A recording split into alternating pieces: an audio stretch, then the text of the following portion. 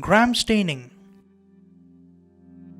Gram staining is a method of staining used to distinguish and classify bacterial species into two large groups, gram-positive bacteria and gram-negative bacteria.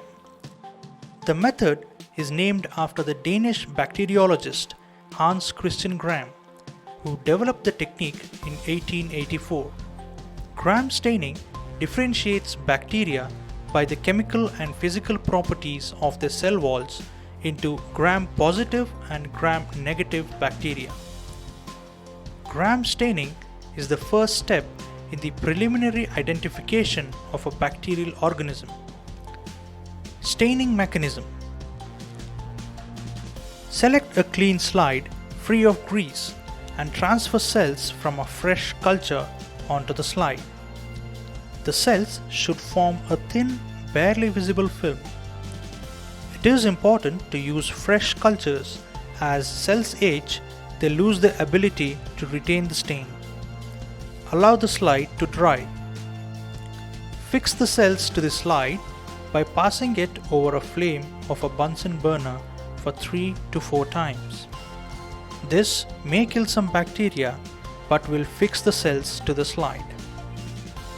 After passing above the flame, the slide should feel warm when touched with the back of the hand but not too hot. Stain the fixed cells with a primary dye, crystal violet, and allow it to react for 30 to 40 seconds.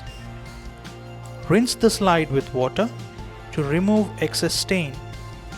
At this point, all cells appear purple under the microscope.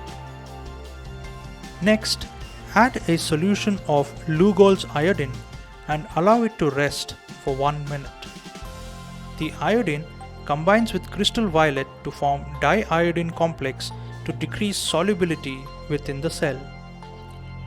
Hold the slide at an angle and add ethanol or acetone dropwise until the drop coming from the edge of the slide just starts to become colorless.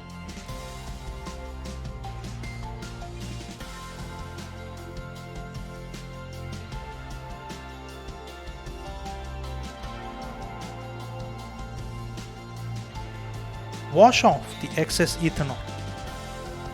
This is the differential step. Gram-positive bacteria retain the crystal violet dye, whereas gram-negative bacteria do not. When viewed under the microscope, gram-positive cells appear purple and gram-negative cells are colorless. Color the slide with safranin and allow it to react for 20 to 30 seconds.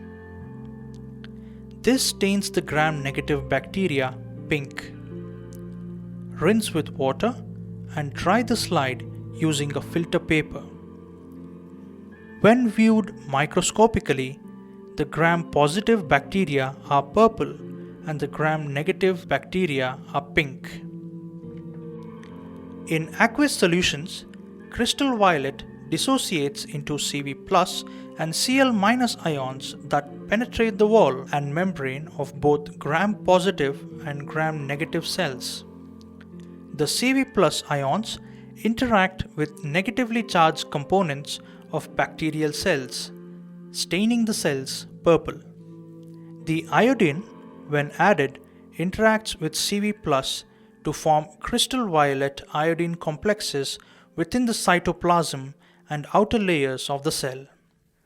The decolorizing agent like ethanol or acetone solution interacts with the lipids of the membranes of both gram-positive and gram-negative bacteria.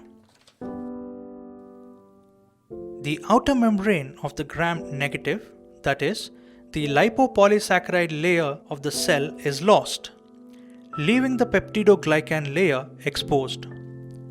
Gram-negative cells have thin layers of peptidoglycan. With treatment of ethanol, the walls become leaky and allow the large CVI complexes to be washed from the cell. The highly cross-linked and multi-layered peptidoglycan of the gram-positive cell is dehydrated by the addition of ethanol. the multi-layered nature of the peptidoglycan, along with the dehydration from the ethanol treatment, traps the large CVI complexes within the cell.